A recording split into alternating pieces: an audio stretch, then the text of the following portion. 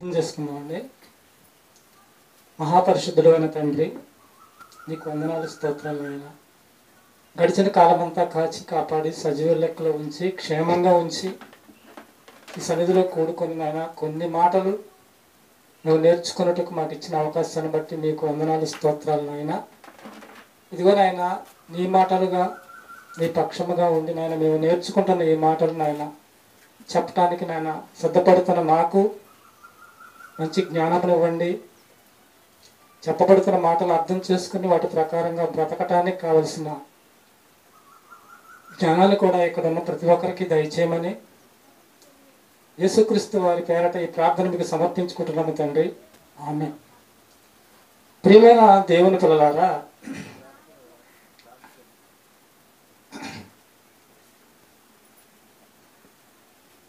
నిన్న పరీక్షలు జరిగినాయండి. మరి ఇప్పుడు మన పిల్లల్ని లోక సంబంధమైన విద్య లేకపోతే జ్ఞానాన్ని నేర్పించడానికి మనం ఏం చేస్తామంటే చాలా డబ్బులు ఖర్చు పెడుతున్నామండి. ప్రైవేటు స్కూళ్ళకి పంపేవాళ్ళు వాళ్ళు డబ్బులు ఖర్చు పెడితే కానీ ఈ లోకంలో బ్రతకటానికి కావలసిన జ్ఞానాన్ని వాళ్ళు నేర్చుకుంటున్నారు లేదా సంపాదించుకుంటున్నారు. మరి మనం నేర్చుకునే జ్ఞానం దేనికి సంబంధించింది? మనం పరలోకం వెళ్ళడానికి సంబంధించింది. మరి ఆ జ్ఞానం విలువైనదా? పరలోకం సంబంధమైన జ్ఞానాన్ని సంపాదించుకోవటం గొప్ప విషయమా? పరలోకానికి వెళ్ళాలనే అంటే ఆ విషయం, ఆ జ్ఞానం గురించి మనుషులకి తెలియట్లా. ప్రస్తుతానికి మనం భూమి మీద ఉన్నాం. భూమి మీద ఎలా బ్రతకాలి, బ్రతకటానికి కావాల్సిన జ్ఞానాన్ని మన స్కూల్లో కానీ కాలేజీల్లో కానీ ఎక్కడికి వెళ్ళినా ఈ భూమి మీద బ్రతకటానికి కావలసిన జ్ఞానాన్నే నేర్పిస్తున్నారు. మరి ఈ పరలోక సంబంధమైన జ్ఞానాన్ని నేర్పించడానికి ఇక్కడ కేకేసి కూర్చోబెట్టి పాటలు నేర్పించి వాక్యం నేర్పించి మీకు ప్రైజులు, మనకి ప్రైజులు ఏంటండి? ఇది అంత చాలా విచిత్రంగా ఉన్నట్టుందా? దేవుడి జ్ఞానం అంత గొప్పది. అందరూ నేర్చుకోవాలి, అందరూ జ్ఞానానుసారంగా బ్రతకాలి.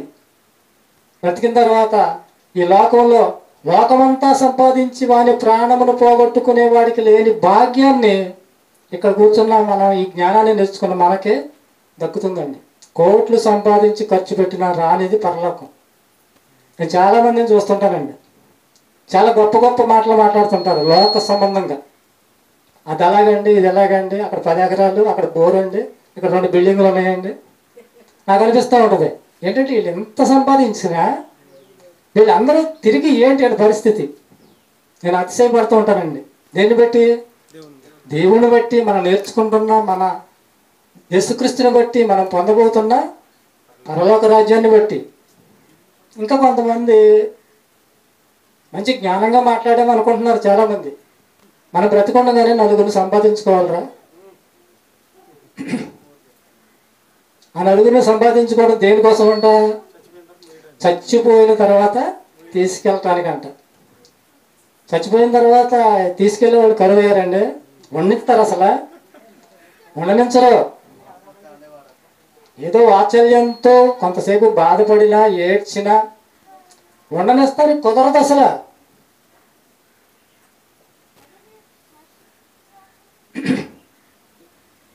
మరి మనమేమని చెప్తున్నాం?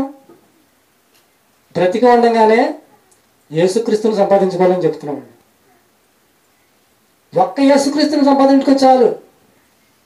10 మందిని, నలుగురిని, చుట్టాలందరినీ, వీళ్ళందరినీ సంపాదించుకోవాలి, వాళ్ళందరినీ మెప్పు పొందాలి అనేది కరెక్ట్ కాదు.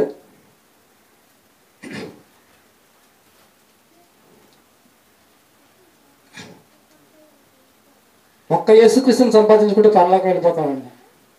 కొంతమంది ఎలా చేస్తారంటే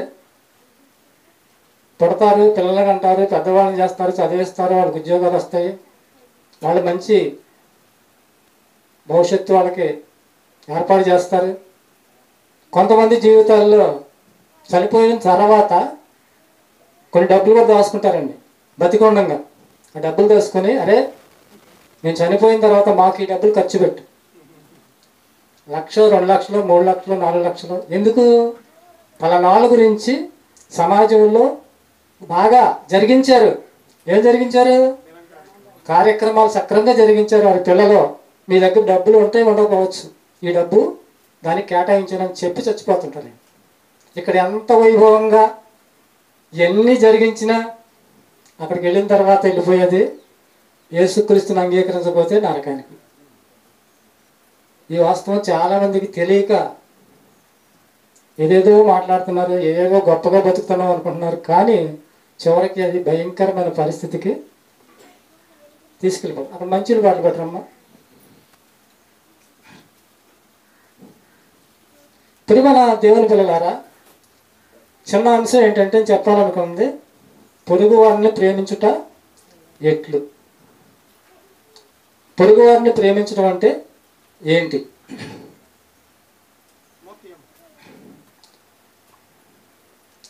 మనిషి సమాజంలో మనుషులంటూ అనుకుంటున్న ఆలోచనలకును దేవుడు రాయించిన జ్ఞానమైన బైబిల్లో దేవుని ప్రణాళిక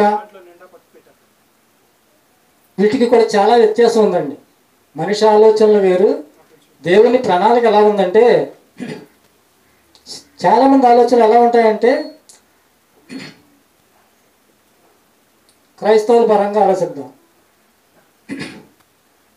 ఒక క్రైస్తవుడు, మనందరం క్రైస్తవులే కదండి, అతనికి ఏదైనా ఇబ్బంది వచ్చినప్పుడు డబ్బు లేదా ఏదైనా సహాయమో నాకు కావాలని వచ్చాడు. వస్తే సహాయం చేసి ఉండొచ్చు, చేయకపోయి ఉండొచ్చు. ఒకవేళ చేయలేకపోతే ఈ ఆజ్ఞ చూపిస్తాడండి అతను. బైబిల్ ఈ ఆజ్ఞ చూపించి, పేరుకు క్రైస్తవులే కానీ నాకు సహాయం చేయలేకపోయాడండి, పొరుగువారిని ప్రేమించమని దేవుడు చెప్తే అలా చేయలేకపోయాడు, ఇది క్రైస్తవేనా ఇతను చెప్పేది, బైబిల్కి విరుద్ధంగా ఉన్నట్లుగా మాట్లాడుతున్నారు. అసలు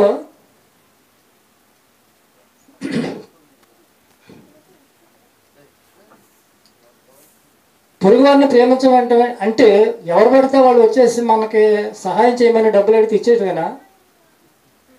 సంతకం పెట్టమంటే పెట్టేటివేనా? డబ్బులు ఇవ్వమంటే ఇచ్చేటివేనా? క్రైస్తవులుగా మనకి చాలా జాగ్రత్తలు కూడా చెప్పాడండి దేవుడు, చాలా జాగ్రత్తలు చెప్పాడు. ప్రియమైన దేవుని పిల్లలారా, అసలు పొరుగువారిని ప్రేమించడం అంటే ఏంటంటే, బైబిల్లో దేవుడు రాయించిన ఆజ్ఞల్లో ఒకటి ఏంటంటే, అసలు పొరుగువారిని ప్రేమించడం అంటే ఏంటి, దేవుడిని ప్రేమించడం అంటే ఏంటి చూద్దాం.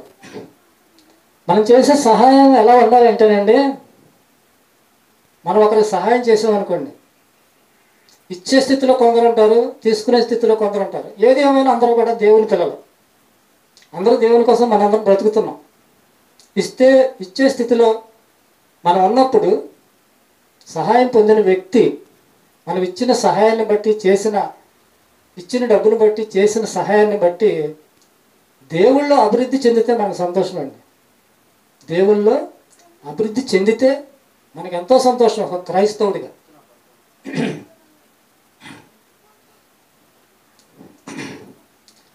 దేవుడు నిర్గమాకాండంలో 10 ఆజ్ఞలు ఇచ్చాడండి. 10 ఆజ్ఞల్లో ఒక ఆజ్ఞ ఏంటంటే, మొట్టమొదటి ఆజ్ఞ, నేనే దేవుడిని, నేను తప్ప వేరొక దేవుడు నీకు ఉండకూడదు. అంటే వేరే దేవుళ్ళు ఉన్నారు, అప్పుడు ఉన్నారు, దేవుళ్ళు అనబడేవారు ఉన్నారు. అందుకనే నేను తప్ప వేరొక దేవుడు నీకు ఉండకూడదు అన్నాడు. ఇంకొక సందర్భంలో దేవుడు ఏమన్నాడంటే, క్లారిటీ ఇచ్చేశాడు, నేనే దేవుడిని, ఇక ఏ దేవుడు లేడండి, ఏ దేవుడు లేడు. అప్పుడు ఎందుకన్నాడంటే, అక్కడ చుట్టుపక్కల వాళ్ళు దేవుళ్ళని ఏర్పాటు చేసుకున్నారు కాబట్టి మీకు వేరే దేవుడు ఉండకూడదు అని అన్నాడు. దేవుడు ఇచ్చిన 10 ఆజ్ఞల్లో మనం చూద్దామండి. దేవుడు ఇచ్చిన 10 ఆజ్ఞల్లో నిర్గమాకాండం చూద్దామండి.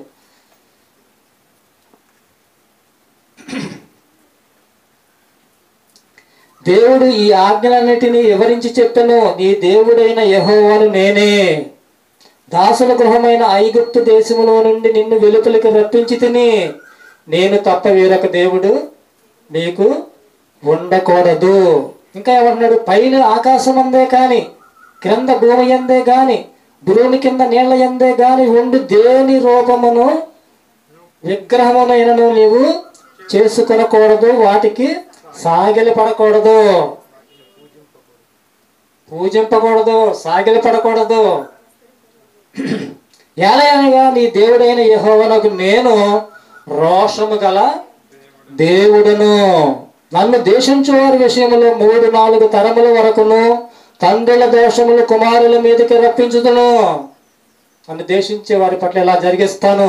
నన్ను ప్రేమించిన ఆజ్ఞలు గైకొను వారిని 1000 తరముల వరకు కరుణించువాడనై ఉన్నాను. ఇంకా ఏమన్నారు చూడండి, నీ దేవుడైన యెహోవా నామమును వ్యర్థముగా ఉచ్చరించకూడదు, వ్యర్థముగా ఉచ్చరించకూడదు. యెహోవా నామమును వ్యర్థముగా ఉచ్చరింప వానిని ఆయన నిర్దోషిగా కూడా ఎంచడండి, ఎంచడు. విశ్రాంతి దినమును, మళ్ళీ విశ్రాంతి దినమును పరిశుద్ధముగా ఆచరించుటకు జ్ఞాపకముంచుకొనుము. 6 దినములు నీవు కష్టపడి నీ పని అంతయు చేయవలెను. 7వ దినమున నీ దేవుడైన యెహోవాకు విశ్రాంతి దినము. దానిలో నీవైనను, నీ కుమారుడైనను, నీ కుమార్తె అయినను, నీ దాసుడైనను, దాసి అయినను, నీ పశువైనను, నీ ఇండ్లలో ఉన్న పరదేశి అయినను ఏ పనియు చేయకూడదు. 6 దినములలో యెహోవా ఆకాశము, భూమిని, సముద్రమును, వాటిలో ఉన్న సమస్తమును సృజించి 7వ దినమున విశ్రమించెను.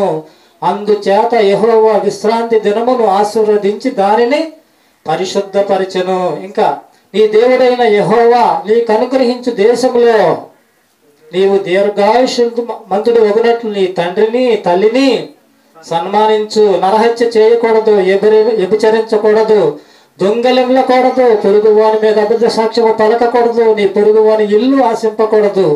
నీ పొరుగువాని భార్యనైనను, అతని దాసులనైనను, అతని దాసినైనను, అతని ఎద్దునైనను, అతని గాడిదనైనను, నీ పొరుగువానిది అగు దేనినైనను ఆశింపకూడదని చెప్పాను. ఎందుకు చెప్తాడండి ఇవన్నీ? నీకెంత చేశాను నేను, నీకెంత చేశాను నేను. మీరు మరి నా మాట మీరు వినాలి, నేను చెప్పబోయే ఆజ్ఞలు ఇయ్యి, మీరు ఈ రకంగా బ్రతకాలి అని ఖండితంగా ఆజ్ఞాపిస్తున్నాడండి దేవుడు.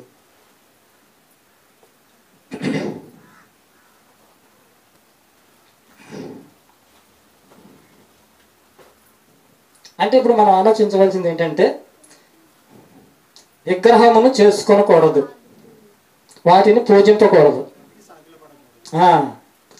మొదటిది ఏంటంటే, నీకు వేరొక దేవుడు ఎవరైనా ఉన్నారా అంటే, దేవుడికైనా మించినది నీ భక్తి జీవితంలో ఇప్పుడు ఏదైనా ఉందా?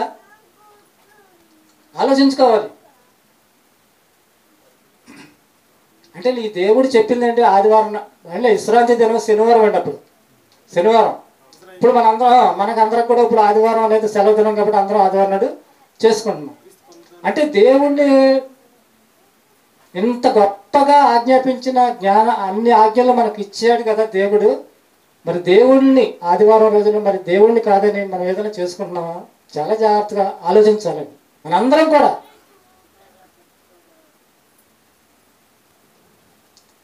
పెళ్ళిళ్ళకి, ఫంక్షన్లకి వెళ్ళి ఆదివారం రోజున సంతోషపడే సంతోషానికన్నా దేవుని సన్నిధిలో ఆదివారం నాడు సంతోషపడతాం దేవుడికి చాలా ఇష్టం.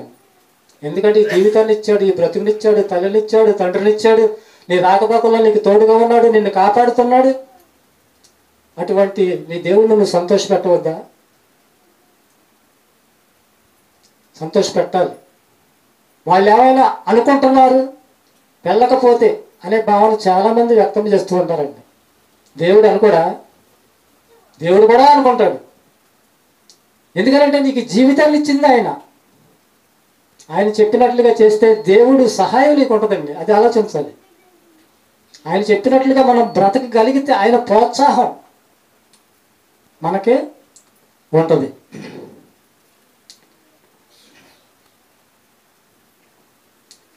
విగ్రహమును చేసుకొనకూడదు, వాటిని పూజింపకూడదు. దేవుణ్ణి కాదని ఏదైనా విగ్రహాన్ని మనం చేసుకున్నామా? మన జీవితంలో దేవుణ్ణి పక్కన పెట్టి ఆ రోజున విగ్రహారాధన గురించి మాట్లాడాడు. ఈ రోజున విగ్రహారాధన లాంటిది దేవుణ్ణి పక్కన పెట్టే పరిస్థితులు మన భక్తి జీవితంలో ఏమన్నా ఉన్నాయా? అవి ఏమన్నా ఉంటే, దేవుణ్ణి పక్కన పెట్టే పరిస్థితులు మన జీవితంలో ఏమన్నా ఉంటే చాలా జాగ్రత్తగా మనం వాటి నుండి మనం తప్పించుకోవాలి.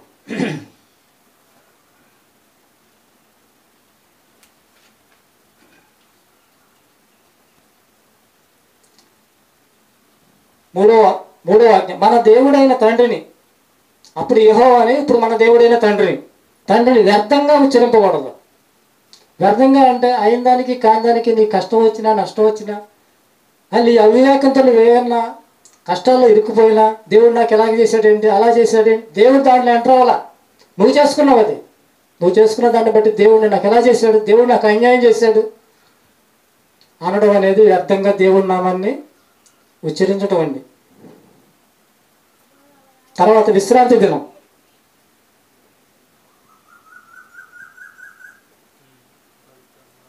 విశ్రాంతి దినాన్ని పరిశుద్ధంగా, ఆదివారం వస్తుంది,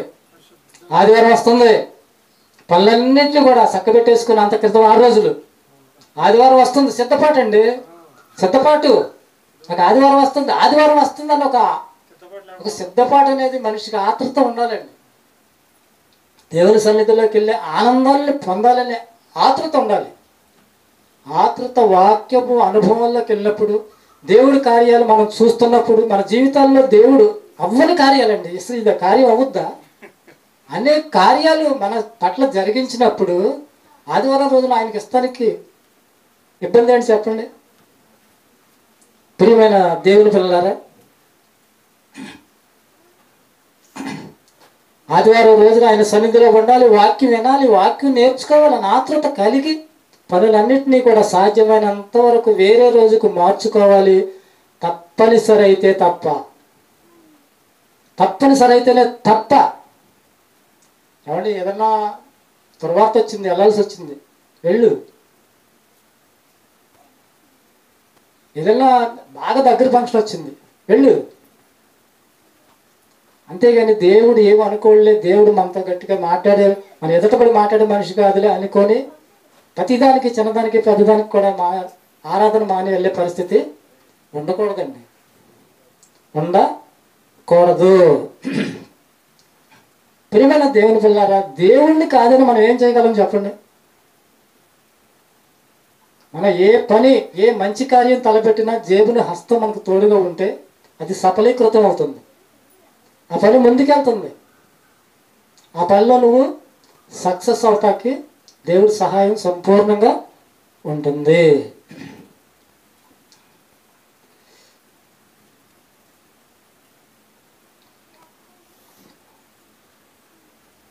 పాత నిబంధనలు అసలు చాలా, ఇప్పుడు చదువుకున్నాం కదండి, నీ దాసుడు పని చేయకూడదు, నీ ఎద్దు మేత వేయకూడదు, ఇన్ని జాగ్రత్తలు ఆ రోజు చెప్పినాడు. ఇంకా బైబిల్ ఇంకో మాట తెలుసండి, 6 సంవత్సరాలు మీ భూమిని పండించుకోవాలి. అసలు దేవుడి మాట ఎక్కడైనా పాటించే పరిస్థితులు ఉన్నాయి. ఈ రోజున 7వ సంవత్సరం ఖాళీగా ఉంచేయాలంటాడు భూమిని.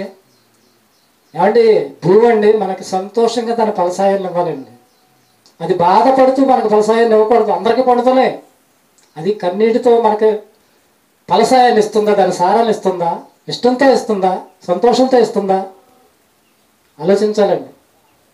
అంత కఠినంగా ఆ రోజున ఆజ్ఞలు ఈ రోజున అసలు చాలామంది ఒక ఆదివారం 2 గంటల సేపు మందిరానికి రావడానికి ఎన్నెన్నో పనులు మనకి, కానీ అవి చాలా వరకు ప్రతి ఒక్కరం కూడా జాగ్రత్త పడాలండి దాని విషయంలో. ప్రతి ఒక్కరం కూడా దేవుళ్ళని సంతోషపెట్టాలి, మనం సంతోషించాలి అంటే ఆదివారం నాడు ఖచ్చితంగా దేవుని సన్నిధికి రావాలి.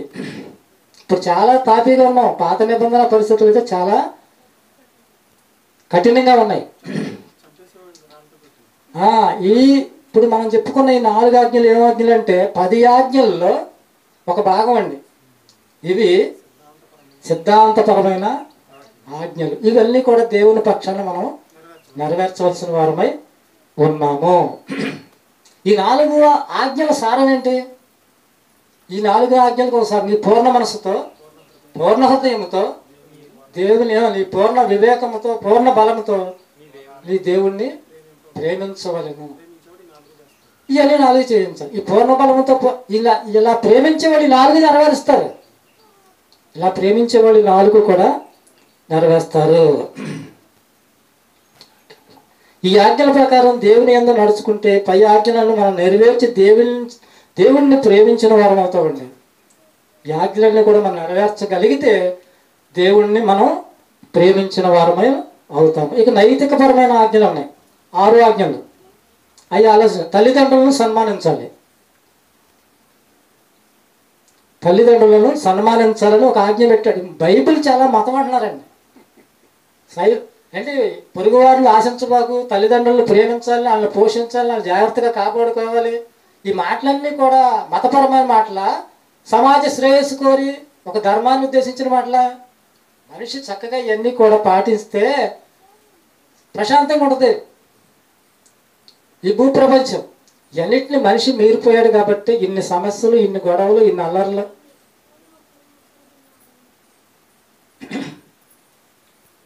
తల్లిదండ్రులు మనకు కన్నారు, పెంచారు, పోషించారు, మన మీద ఎన్నో ఆశలు పెట్టుకున్నారు.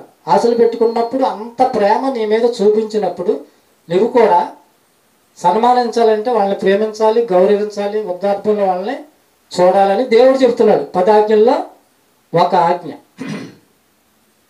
నరహత్య చేయవద్దు. ఇదొక ఆజ్ఞ. ఎదట మనుషుల గురించి అయిందానికి కాందానికి లేనప్పుడు వాళ్ళ గురించి మనం చెడ్డగా మాట్లాడుకోకూడదు. ఇది నరహత్య. వాళ్ళు అలాగా వీళ్ళు ఎలాగా, నిన్ను నువ్వు సరి చేసుకో. చేతనైతే సమాజాల్లో నీ తోటి వారికి సహాయం చేయి. నువ్వేమీ చేయకోకుండా వాళ్ళని విమర్శించటం, వీళ్ళని విమర్శించటం, వాళ్ళు అలాగా వాళ్ళు చేస్తే దేవుడు చూస్తున్నావు. నీకెందుకు? నువ్వు సరిగ్గా ఉన్నావా లేదా అన్నది నువ్వు చూసుకోవాలి. అలాగే నరహత్య కూడా చేయకూడదు. వ్యభిచరించకూడదని ఒక ఆజ్ఞ ఇచ్చాడు దేవుడు. వ్యభిచరించకూడదు. నేను పొరుగువారిని ప్రేమిస్తున్నాను అనే వ్యక్తి వ్యభిచరిస్తే ఎలా ఉంటుందండి? నేను పొరుగువారిని ప్రేమిస్తున్నాను అని నువ్వు వ్యభిచరిస్తే అదే ప్రేమ ఎలా అవుద్ది? ద్రోహం అవుద్ది. ద్రోహం అయిపోతుంది.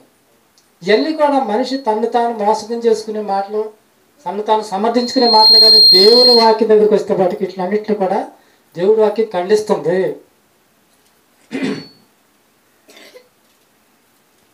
అప్పుడు వ్యభిచరిస్తే దేవుని ఆజ్ఞని మీరి పాపం చేసిన వాడు అవుతాడు. ఎవరైనా సరే, క్రైస్తవుడైనా సరే, ఎవరైనా సరే. అబద్ధ సాక్ష్యం పలకకూడదు. ఇది ఒక ఆజ్ఞ. అబద్ధ సాక్ష్యం ఎందుకు పలకాలి? ఈ రోజు జరిగేవన్నీ అబద్ధ సాక్ష్యాలే. ఉన్నవాడి పక్షాన్ని బాగా మాట్లాడతారు, లేనివాడి పక్షాన్ని, పేదవాడి పక్షాన్ని న్యాయం జరిగితే జరిగితే, లేకపోతే లేదు. లేనివాడికి ఉన్నవాడికి అందరికీ న్యాయం చేసేది ఆయన. పైన ఇప్పుడు కాదు, అది తర్వాత జరుగుద్ది. ఎంపటే మాత్రం పనిష్మెంట్ అనేది ఉండదు. పొరుగువాని అలాగే పొరుగువాని దేనినైనా కూడా ఆశించొద్దని దేవుడు చెప్పాడండి. ఈ 10 ఆజ్ఞ, ఈ 6 ఆజ్ఞలు ఏంటి? నైతికపరమైన ఆజ్ఞలు.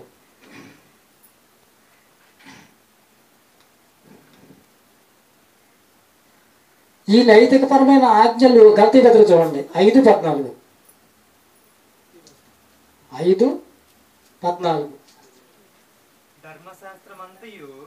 ధర్మశాస్త్రం అంతయు కూడా నిన్ను వలె నీ పొరుగు వారిని ప్రేమించు అని ఒక్క మాటలో సంపూర్ణమై ఉన్నది. ఈ 6 మాటలు కూడా ఒక్క మాటలో ఏముందంటే పొరుగు వారిని ప్రేమించు.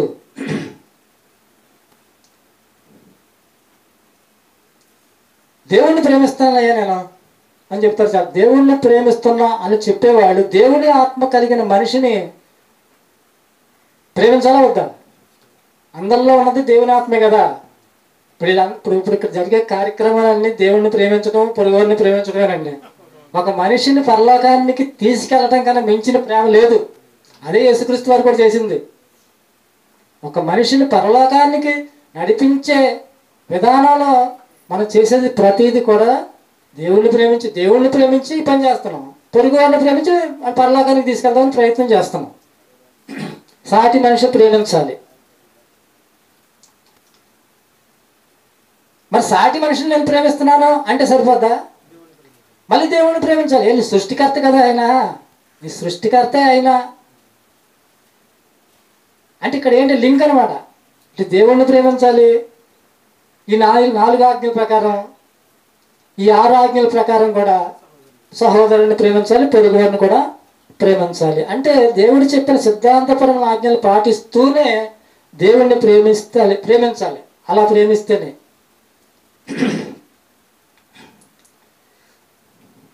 ఆజ్ఞలు మరొకసారి, నేను తప్ప వేరొక దేవుడు మీకు ఉండకూడదు, మీరు విగ్రహములను చేసుకొనకూడదు, దేవుని నామమును వ్యర్థముగా ఉచ్చరించకూడదు, విశ్రాంతి దినమును పరిశుద్ధంగా ఆచరించాలి. వీటి సారం, వీటి మొత్తం ఈ 4 ఆజ్ఞల సారం ఏంటంటే నీ పూర్ణ హృదయంతో, పూర్ణ మనసుతో, పూర్ణాత్మతో దేవుణ్ణి ప్రేమించాలి, తల్లిదండ్రులను సన్మానించాలి, నరహత్య చేయకూడదు, వ్యభిచరించకూడదు, అబద్ధ సాక్ష్యం పలకకూడదు, దొంగిలించకూడదు, పొరుగువాని దేనిని కూడా ఆశింపకూడదు. దీని సారం ఏంటంటే పొరుగువాని పట్ల నీ ప్రేమను చూపించటము. మొత్తం 10 ఆజ్ఞల సారం ఏంటి? ఇప్పుడు దేవుణ్ణి ప్రేమించడం, పొరుగువారిని ప్రేమించడం. మళ్ళీ 4 ఆజ్ఞలకు ఒక సారం వచ్చింది, ఒకటి వచ్చింది. ఈ 6 ఆటికి ఒకటి వచ్చింది. దీన్ని కేటాయిస్తే మొత్తం మీద మళ్ళీ 2 వచ్చినాయి. దేవుణ్ణి ప్రేమించడం, పొరుగువారిని ప్రేమించడం. ఈ 2 ఆజ్ఞలు కలిగి నెరవేరిస్తేనే మనం పొరుగువారిని ప్రేమించినట్లు అవుతుంది. పొరుగువారిని ప్రేమించడం అంటే ప్రతి వాళ్ళకి సహాయం చేసేవని కాదు, దేవుడికి దూరమేమని కాదు, మోసకరమైన పరిస్థితుల్లో కూడా పడకూడదు. పొరుగువారికి అడ్డం ఉండి పోలేని ఇరుకుల్లో ఇబ్బందుల్లో పడిన పరిస్థితులు కూడా ఉన్నాయి. ఒక పొరుగువానికి సంఘంలో ఒక పేదవాళ్ళకి సహాయం చేసామంటే వాళ్ళు దేవుళ్ళు అభివృద్ధి చెందాలి. ఆ ఆశతోనే మనం చేసేది. నువ్వు దేవుళ్ళో ఎదగాలి, అది పొరుగువారికి చేసే సహాయం. అన్నిటికీ ఏదైనా సహాయం చేస్తావు అనుకోండి. ఇప్పుడు నా దగ్గరికి ఎవరైనా వస్తారు, ఒక అబ్బాయికి 500 ఇచ్చాను, నేను సహాయం చేశాను. పాపం అతని జీవితమే అసలు కుంటుపడిపోయిందండి. కుంటుపడిపోయి తాగిపోతే అయిపోయి పిచ్చోళ్ళగా తిరుగుతున్నాడు. ఆ డబ్బులు అతను నాకు తిరిగి ఇస్తాడని నేను చేయలేదండి. పొరుగు వాని పట్ల మనం అన్యులకి ఎవరికైనా చేస్తే అవి మనకు వచ్చేస్తాయి, దానివల్ల వడ్డీ తెచ్చుకుందాం అనే ఆలోచనతో కాదు, వస్తే లేకలేదు. కానీ ఇక్కడ పొరుగువారంటే మన క్రైస్తవులు చేసే సహాయం ఎలా ఉండాలంటే వాళ్ళందరూ కూడా అభివృద్ధిలోకి రావాలి, దేవుడిని తెలుసుకోవాలి. వాళ్ళ ఆర్థిక ఇబ్బందుల్లో మనం సహాయం చేస్తే వాళ్ళు నిలదొక్కుతానికి అవకాశం ఉంటుంది అన్న ఆలోచనతోనే మనం చేసే సహాయం ఉండాలి తప్ప పొరుగువారిని ప్రేమించడం అంటే ఎలా ఉండాలి? దేవుళ్ళు నడిపించే విధంగా అవసరమైతే ఆర్థిక సహాయం, డబ్బు సహాయం, ఇంకేదైనా సహాయం చేసి బలపరిచి స్థిరపరచాలి. అప్పుడు దేవునికి సంతోషం, ఆ వ్యక్తికి కూడా మరి పరలోకి వెళ్ళే మంచి అవకాశం ఉంటాయి. మనం చేసిన పనికి దేవుడు సంతోషిస్తాడు, మనందరిని కూడా పరలోకం చేర్చుకోవడానికి ఆయన ఇష్టపడతాడు. కాబట్టి పొరుగు వారిని ప్రేమించడం ఎట్లాగంటే 10 ఆజ్ఞలు కూడా 2 ఆజ్ఞలు ఉన్నాయి. 2 ఆజ్ఞలు కూడా దేవుణ్ణి ప్రేమించటం, నిన్ను వల్ల నీ పొరుగు వారిని ప్రేమించటం. ఈ 2 ఆజ్ఞలు మనం నెరవేర్చుకుంటూ దేవుని కొరకు బ్రతుకుతూ మన జీవితాన్ని కొనసాగిస్తూ ఉంటే మనందరం కూడా పరలోకం చేరే భాగ్యం దేవుడు అనుగ్రహిస్తాడు. ప్రార్థన చేస్తున్నామండి. మహాపరిశుద్ధుడు అయిన తండ్రి, ఇదిగో నాయన, చరిత్రలో నిర్గమాకాండం అనే పుస్తకంలో ఆయన 10 ఆజ్ఞలు ఇచ్చావు తండ్రి. ఆ 10 ఆజ్ఞల సారం కూడా నాయన, నిన్ను తెలుసుకొని సృష్టికర్తవైన తండ్రివైన దేవాది దేవుడు అయినా నిన్ను తెలుసుకొని నీ కొరకు బ్రతికి నిన్ను ప్రేమించి నువ్వు ఎలా చెప్పావో అలా బ్రతకగలగటానికి మా బ్రతుకులు నాయన తను నడిపించుకోగలగటానికి నిన్ను ప్రేమించాలి. పొరుగువారు నాయన మరి నీ పిల్లలే కనుక వాళ్ళు నిన్ను తెలుసుకొని మరి దిగజారిపోకుండా వారికి చేసే సహాయం కూడా నీలో వాళ్ళు ఎదగాలని, వాళ్ళ మేలు కోరి నిన్ను సంతోషపరచాలనే ఆలోచనతో పొరుగువానికి చేసే సహాయము, పొరుగువారిని ప్రేమించడం అని మేము నాయన నేర్చుకున్నాం తండ్రి. అటు రీతిగా నాయన మేమందరము కూడా మరి నాయన మరి పొరుగువారికి సహాయం చేసే మనసు నాయన మాకు అనుగ్రహించండి. నీ కొరకు నాయన ఆత్మలో నిలబెట్టడానికి కావలసిన మరి స్థితి కూడా మాకు దయచేయమని, నిన్న మాటల ప్రకారం మేము అందరం బ్రతకడానికి నీ కృప అనుగ్రహించమని యేసుక్రీస్తు వారి నామములో ఈ ప్రార్థన మీకు సమర్పించుకుంటున్నాము తండ్రి. ఆమేన్.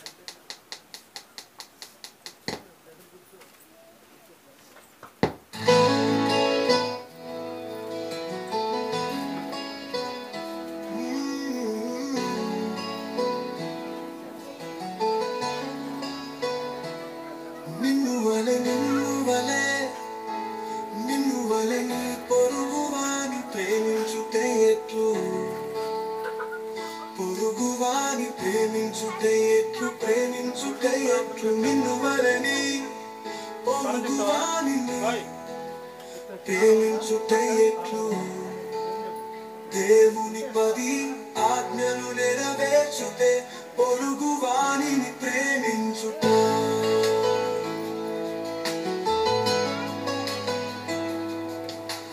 పూర్ణ హృదయముతోను పూర్ణ మనస్సుతోను పూర్ణ వివేకతోను పూర్ణ బలముతోను దేవుడైన ప్రభువును ప్రేమింపవలెననున్నదియే ప్రధానమైన ఆజ్ఞ ప్రధానమైన ఆజ్ఞ దేవుని 10 ఆజ్ఞలలో మొదటి 4 ఆజ్ఞలు నెరవేర్చుతే దేవుని ప్రేమించుట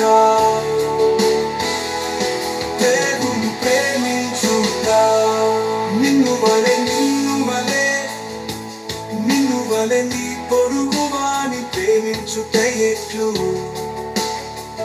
పొరుగువాని ప్రేమించుట ఎట్లు నిన్ను వలె నీ పొరుగువానిని ప్రేమించుట ఎట్లు దేవుని 10 ఆజ్ఞలు నెరవేర్చుటే పొరుగువానిని ప్రేమించుట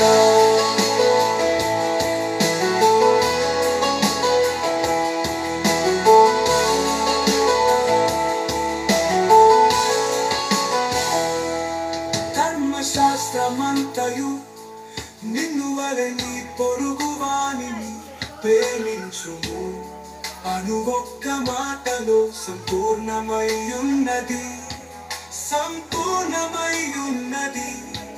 పొరుగువానిని ప్రేమించుట సర్వాంగ హోమములన్నింటి కంటెను పనుల కంటేను అధికము దేవుని 10 ఆజ్ఞలలో చివరి 6 ఆజ్ఞలు నెరవేర్చుటే పొరుగువానిని ప్రేమించుట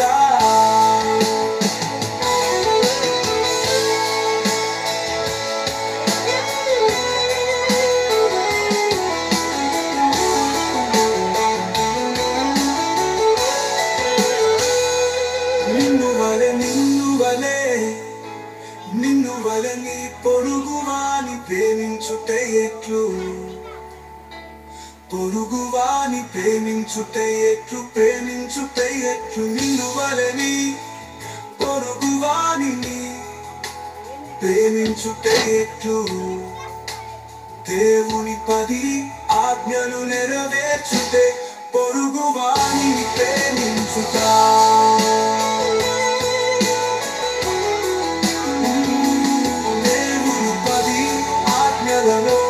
చివరి 6 ఆజ్ఞలు నెరవేర్చుటే పొరుగువానిని ప్రేమించుట